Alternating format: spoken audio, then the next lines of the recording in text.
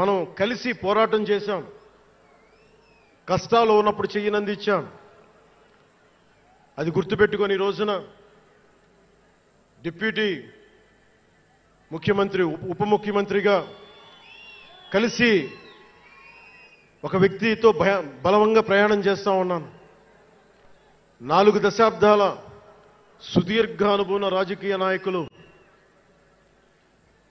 Hitech సిటీని రూపకల్పన చేసిన దార్శనికుడు, క్లేమోర్ మైన్స్ తోటి పేల్చేస్తే కింద పడితే దులుపుకొని మళ్ళీ రాజకీయాల్లో తిరిగి నెక్స్ట్ డే డ్యూటీలోకి వచ్చిన బలమైన నాయకుడు, శ్రీ గౌరవ ముఖ్యమంత్రి శ్రీ నారా చంద్రబాబు నాయుడు గారికి, వారి తనయులు శ్రీ నారా లోకేష్ గారికి నా హృదయపూర్వక ధన్యవాదాలు, నమస్కారాలు.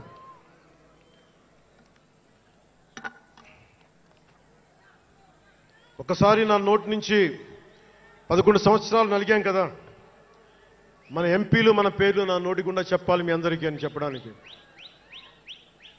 నాదెండ్ల మనోహర్ గారికి, కందుల దుర్గేష్ గారికి, ఎంపీలు తంగెళ్ల ఉదయ్ శ్రీనివాస్ గారికి, వల్లభనేని బాలశౌరి గారికి, కొణిదెల నాగబాబు గారికి, హరిప్రసాద్ గారికి, నిమ్మక జయకృష్ణ గారికి, లోకం మాధవ గారికి, కొనతాల రామకృష్ణ గారికి, పంచకల్ల రమేష్ బాబు గారికి, సుందరపు విజయ్ కుమార్ గారికి, చనిపోయిన వంశీకృష్ణ యాదవ్ గారికి, పంతం నానాజీ గారికి, బత్తుల బలరామకృష్ణ గారికి, శ్రీ దేవివర ప్రసాద్ గారికి, గిడ్డి సత్యనారాయణ గారికి, పులపర్తి ఆంజనేయులు గారికి, బొమ్మిడి నాయకర్ గారికి, బోలిశెట్టి శ్రీనివాస్ గారికి, పొత్సమాత ధర్మరాజు గారికి, చిర్రి బాలరాజు గారికి, మండలి బుద్ధప్రసాద్ గారికి, ఆర్ శ్రీధర్ గారికి, ఆరణి శ్రీనివాసులు గారికి, 2000 పవన్ కళ్యాణ్ మర్చిపోయా, నేను మర్చిపోయినా మీరు మర్చిపోయిన ఎవరు కదా. అంటే ఇది మన 11వ సంవత్సరం, వారు 11కి అంకితం చేశాం.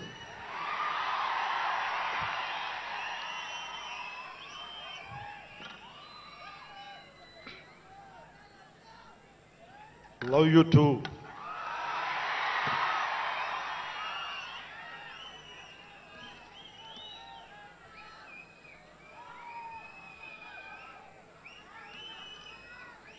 అలాగే ఈ సభకి పోలీస్ వ్యవస్థ మీకు తెలుసు, మనం ఎంత నలిగిపోయామో. గత 5 ఏళ్లలో మనం ఎంత నలిగిపోయామో మీకు తెలుసు, ఎన్ని ఇబ్బందులు పాలు చేశారో తెలుసు. ఆ రోజు నుంచి కూడా ఈ రోజుకి వరకు నాకు పోలీస్ శాఖ అంటే చాలా గౌరవం. ఎందుకంటే పోలీస్ శాఖకి స్వయం నిర్ణయాలు చేసే హక్కు ఉండదు, డ్యూటీయే ఉంటుంది. బ్రిటిష్ వాళ్ళు పరిపాలించినప్పుడు పోలీసు కూడా బ్రిటిష్ అధీనంలో పనిచేశారు తప్ప వాళ్ళకి ఇవ్వబడ్డ డ్యూటీ చేశారు. భగత్ సింగ్ని కొట్టమంటే కొట్టారు, జైల్లో పెట్టమంటే పెట్టారు, గాంధీ గారిని లాక్కెళ్ళిపోమంటే లాక్కెళ్ళిపోయారు. వాళ్ళు చేయకపోతే అది డ్యూటీకి విరుద్ధం అవుతుంది, చేయక తప్పదు. మరి అదే పోలీస్ ఆ రోజున వచ్చారు. స్వాతంత్రం వచ్చిన తర్వాత మిలిటరీ కూడా అంతే. అందుకనే నాకు పోలీస్ శాఖ మీద ఎప్పుడు వ్యక్తిగతంగా కోపం ఉండదు, ఏదో కొద్దిమంది వ్యక్తులు ఎక్కువ చేస్తే తప్ప. అలాగా ఈ రోజున చాలా గొప్పగా నిలబడ్డ, సహకరించిన పోలీస్ అధిపతి డీజీపీ గారికి, కాకినాడ జిల్లా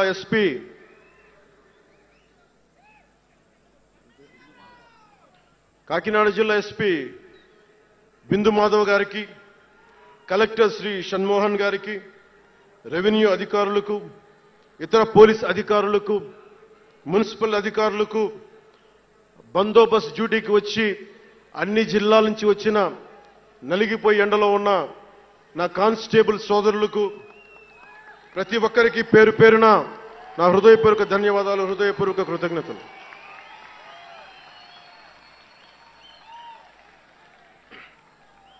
నా ఇష్టం, నా కోరిక ఎప్పుడూ సగటు మనిషిగా ఉండటమే.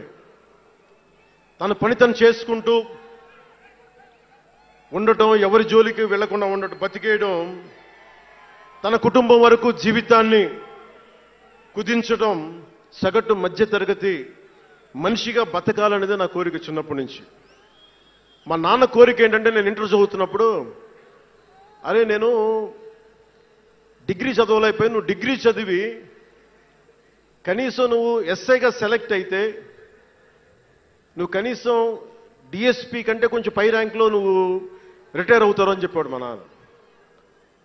దురదృష్టవశాత్తు నేను డిగ్రీ చేయలేకపోయా. కానీ నేను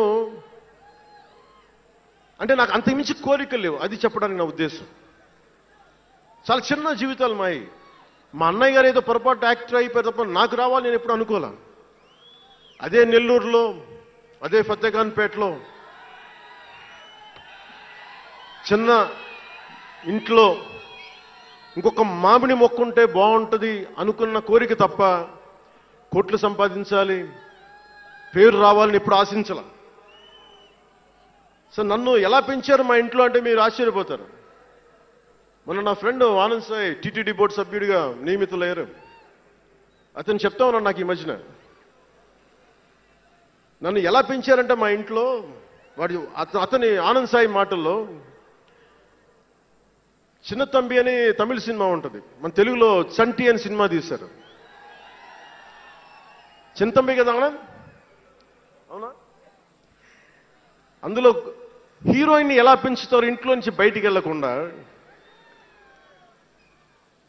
చంటిలో హీరోయిన్ మీనాని ఎలా పెంచారు ఇంట్లో నుంచి బయటికి వెళ్లకుండా, మా ఇంట్లో నన్ను అలా పెంచారు.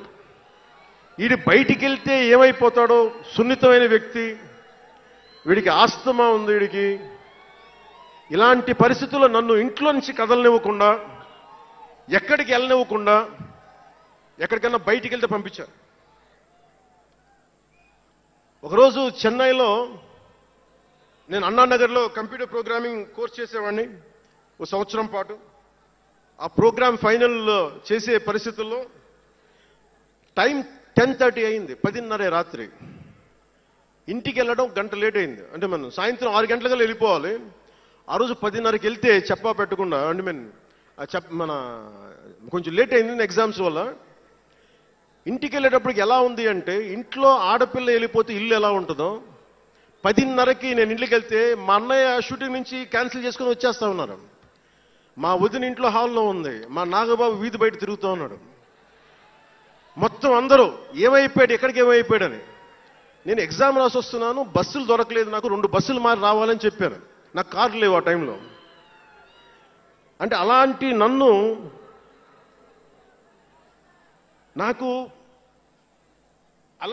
పెంచారు. నన్ను మా నాగబాబు గారు ఇక్కడే ఉన్నారు, అడగండి, ఆ రోజు గుర్తుంటుంది ఆయనకి. అలాంటి నన్ను పాలిటిక్స్ చేస్తానని కానీ, సినిమాల్లోకి వస్తానని కానీ ఎవరు ఊహించలే. ఎందుకంటే నేనే ఊహించలే.